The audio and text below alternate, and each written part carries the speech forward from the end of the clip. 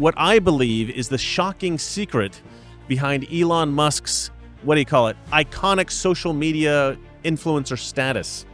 Because not every billionaire has that. No. But Elon Musk does. Because he tweeted my video out, and it was a really big deal. I mean, Gavin Newsom actually signed a law banning my videos, actually, because of that. My video was on the news everywhere because I used AI to mimic Kamala Harris's voice. Yeah.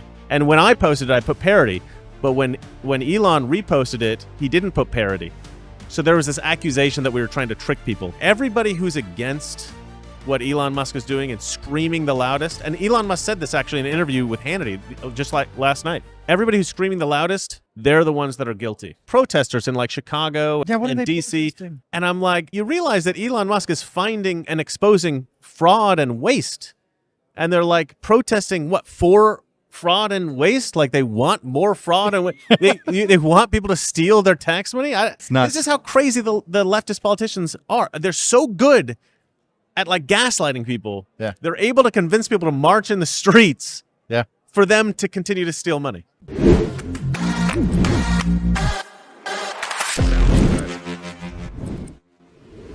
Mr. Reagan. Mr. Reagan. That's what they call me. There's the voice. There's the voice. This is a good looking guy. You look better in person than you do. Oh, thank you, sir. Yeah. Like you must be a ladies' man. Only for Russian women somehow. I don't know how that You works. and Trump both, right? Yeah, Trump's got good taste, let me tell you. So Mr. I Reagan, understand that man. You're Mr. I'll be Mr. Trump. You be Mr. Reagan. Sure. Which one would you rather be if you were going to be one? Mr. Trump or Mr. Reagan? Yeah. That's a good question because, that's a tough one. Oh, my God. I mean, Trump is such a magnificent president. I think he has surpassed all of our expectations. Yeah. Here's the weird thing about Trump. When he ran the first time, he exceeded all of our expectations because we kind of thought maybe he's a little bit of a lefty, right? He's from New York. He's got lefty friends. He used to hang out with the Clintons. So he massively exceeded our expectations. Yeah. What happened this time around was phenomenal because we had very high expectations this time. And he's exceeded those. I like the 47th president better than I like the 45th. Me too, brother. You know what I'm saying? Me too. I mean, okay, the whole Doge thing came out of left field, right? Oh, my God. Because that was like what a blessing. They were having a conversation, and Elon Musk was like, hey, I would like to make the government more efficient. And Trump's like, yeah, it's a great idea. He's like, sounds good. Why don't I head up an agency doing that? And Trump's like, yeah, okay. And then call it. And then he comes up with the Department of Government Efficiency. That's pretty funny. But like, Elon Musk was just like, I will do this. And Trump was like, yeah, do it. And it has become, I think, I mean, listen, if I were to say what's more important, the entirety of the Trump presidency or Doge, it's the Trump presidency. Yeah. But of all the... What a nice element. But of all the single elements within that administration, I think Doge is the single most important one. I mean, it's proven to be absolutely phenomenal. Amazing. He creates peace in the Middle East. Yeah. Joe Biden screws that completely up. You want to talk about that? So you go into Europe and you tell and invite Ukraine into NATO, which we have a treaty with Russia that directly violates. Right. The vice president goes in there. She caused that war in Ukraine. Right. No, you're 100% right. Look, this is my own conspiracy theory, right? This is not something I heard anywhere. This is just what I've developed. I believe, and this is sort of backed up by what Zelensky said fairly recently, which was that they're missing a bunch of the money that was supposed to go to Ukraine. Oh, what a surprise. I think the whole thing is just theft. People call it money laundering. It's a grift. I don't even call it money laundering. I just call it straight up theft.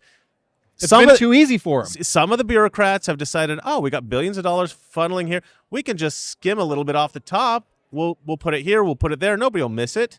Well, yeah, we do miss it, okay? We don't really want corrupt politicians, corrupt bureaucrats in D.C. anymore. Everybody's crying because everybody's losing their job. I'm sorry. You started working for a corrupt agency. Yeah. If you didn't know, sorry, you know, bad luck. If you did know, you should be in prison. You're lucky you're not in prison right now. That's my take. It's a phenomenal time in America. Yeah. Okay, this is the weird thing. Everybody thinks I'm crazy for saying this, but I was like kind of sad when we won. I mean, I was happy. Obviously, I was happy. Of course, I was happy. But I'm like a soldier who goes to war And I've been like, picking off the enemy for 6 years, going to battle with a sword, just slashing people down. Yeah. And now suddenly I don't have a purpose anymore. So that's an interesting thing. Yeah. You know what that's called? It's called gold medalist syndrome. Oh, is that right? Yeah. Like for the Olympics? Yes. Athletes. Right here. Yeah, So with winning in mind, this is Winning from my coach. So I'm a competitive skeet shooter in addition to all the other stuff that's that impressive, I do. yeah.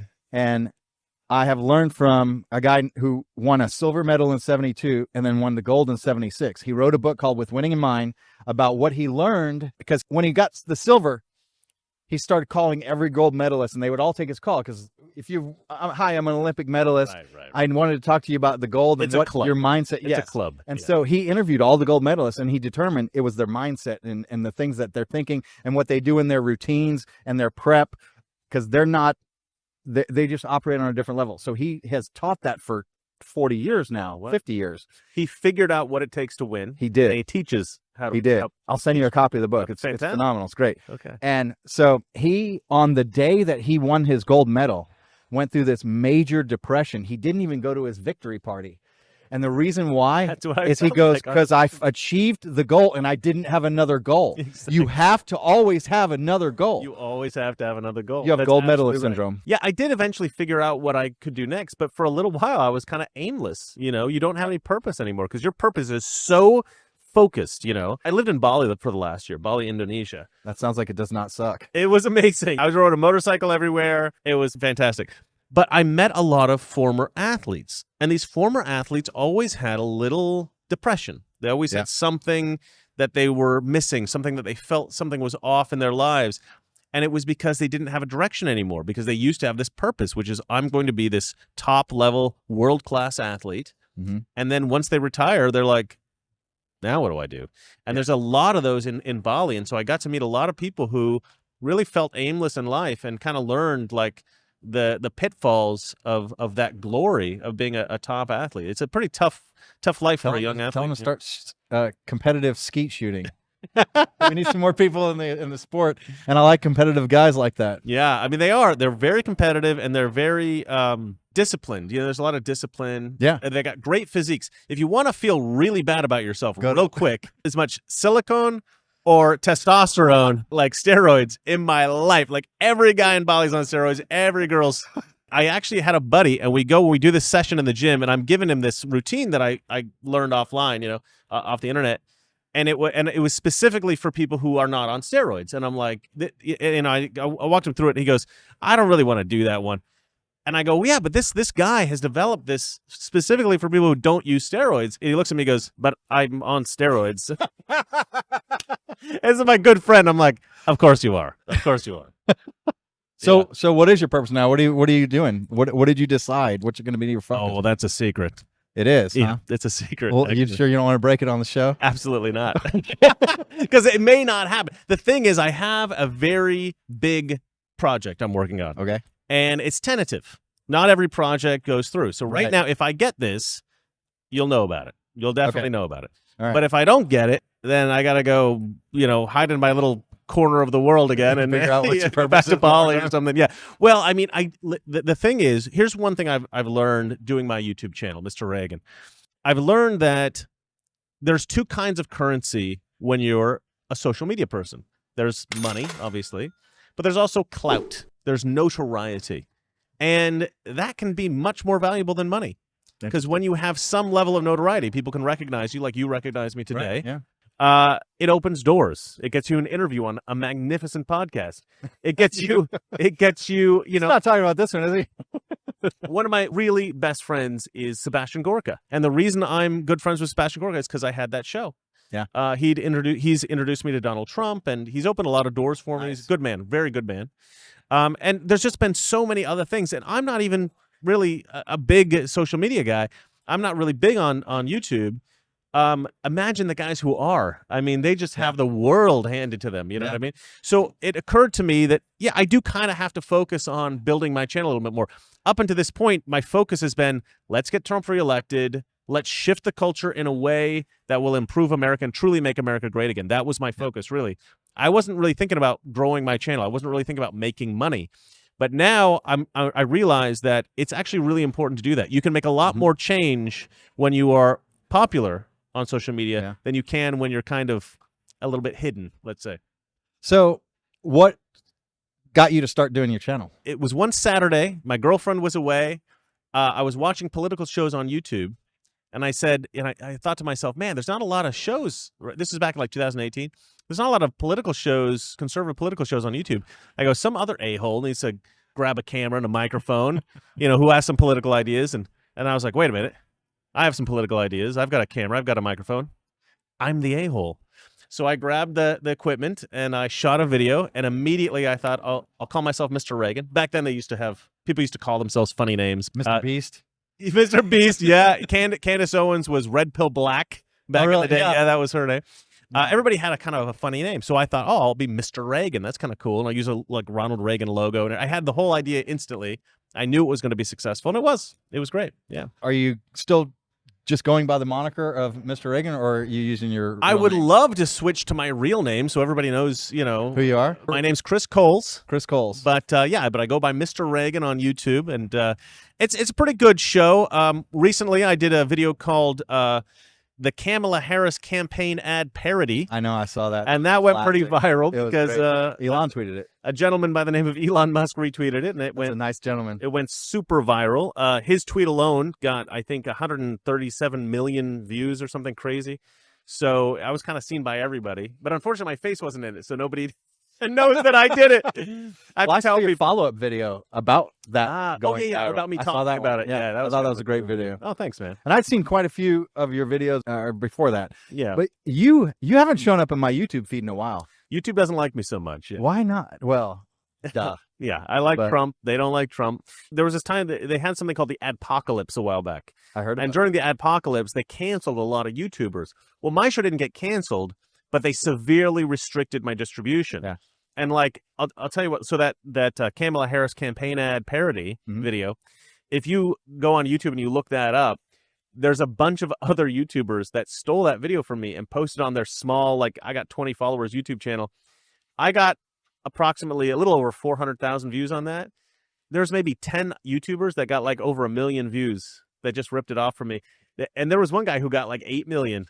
Wow. Yeah, and I'm just sitting there going, we need come to on, take YouTube. that Kamala Harris parody video and post it on our channel. Yeah, and then you get millions. Because if you're not getting it, may as well at least do it. Do it, man. I'll do an intro on it. At least give you some credit. Fantastic.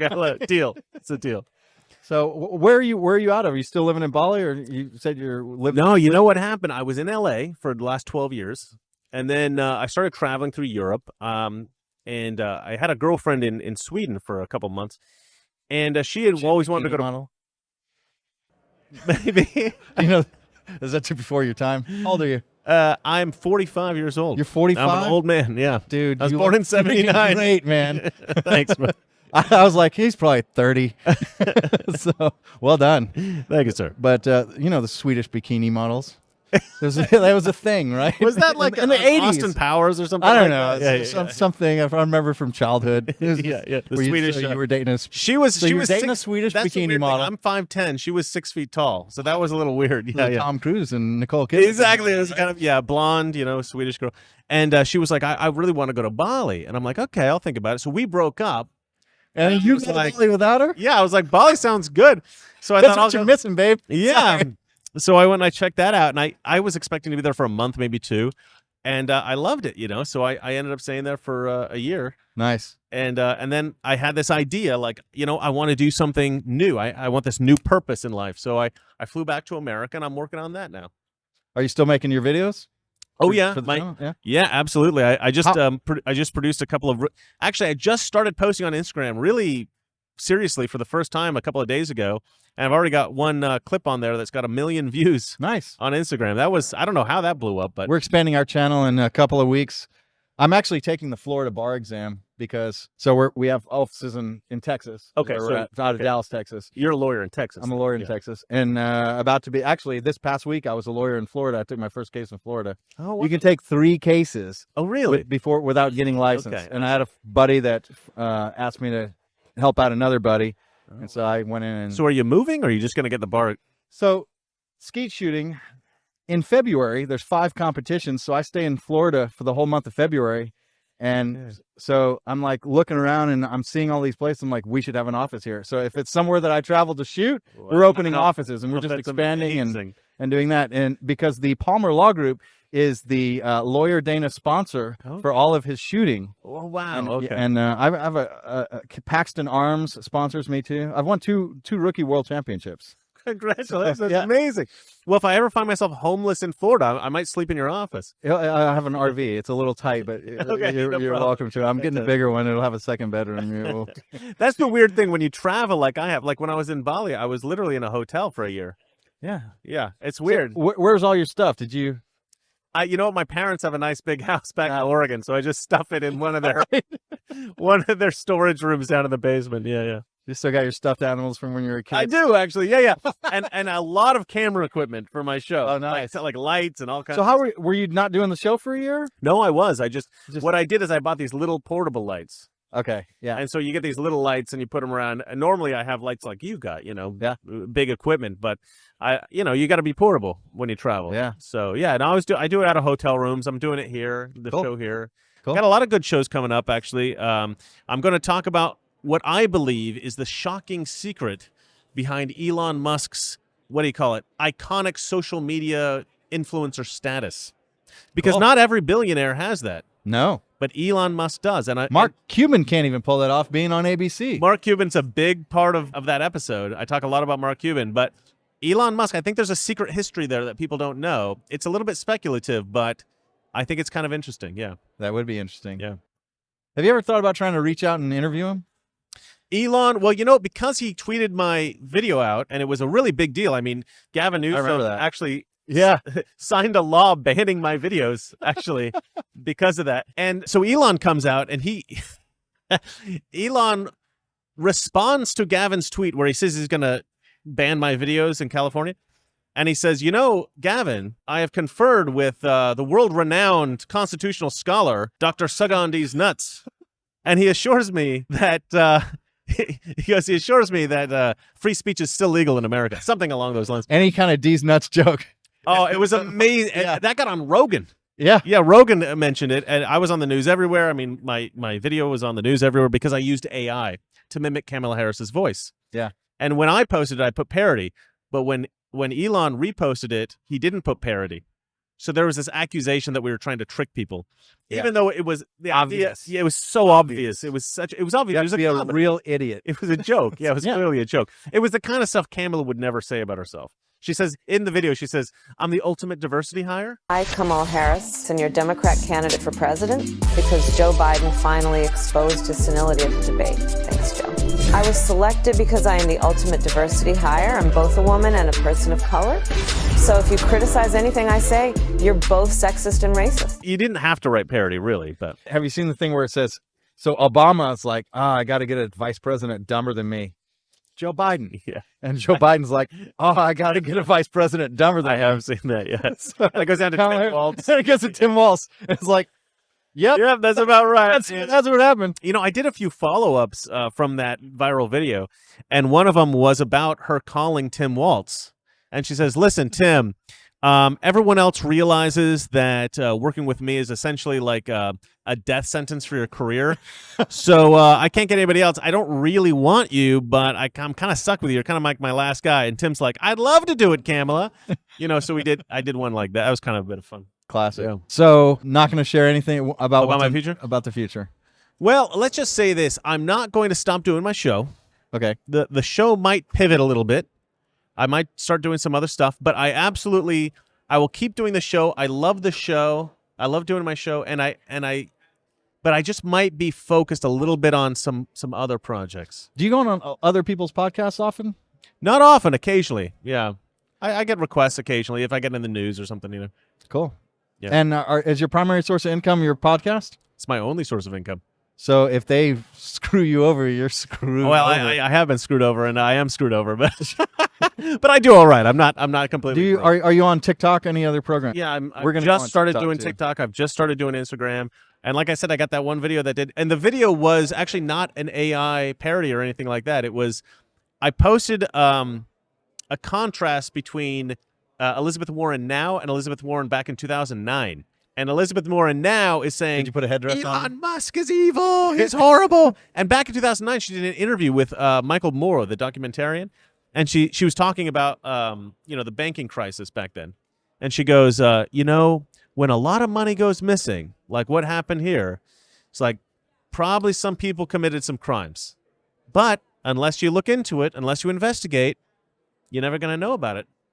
And it was so weird because she was essentially advocating exactly what Musk They is have doing. all flip-flopped. It's ridiculous. Well, here's what I think. Everybody who's against what Elon Musk is doing and screaming the loudest, and Elon Musk said this actually in an interview with Hannity just like last night. Everybody who's screaming the loudest, they're the ones that are guilty. Of course. Because if you're not guilty, you're going to just be like, it kind of sucks for you. They're just investigating this fraud. The one person who I think is an exception about this, Nancy Pelosi. I haven't heard much from Nancy Pelosi, but I think she's lying low because I think she might be one of the most guilty of all of them. That's certainly plausible. I think she is a massive crook. So have you seen the meme going around about this whole deal? It says, so imagine someone robs your store. Yeah. Elon Musk comes in and looks at the video cameras and tells you who did it, and then you want to arrest Elon.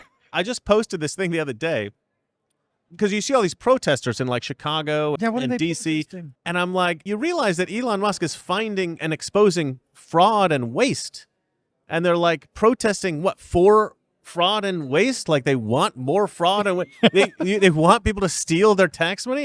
This is how crazy the leftist politicians are. They're so good at like gaslighting people. Yeah, they're able to convince people to march in the streets. Yeah, for them to continue to steal money. It's crazy. It's madness. Yeah. Well, Chris, thanks for being on the show. Anytime, my friend. Yeah. If we can follow up in the future, you'll always be welcome. I love your content. Love your channel, man. Mr. Reagan on YouTube. And like, subscribe, turn your alerts on because we got more to come. This is the Lori Dana Show.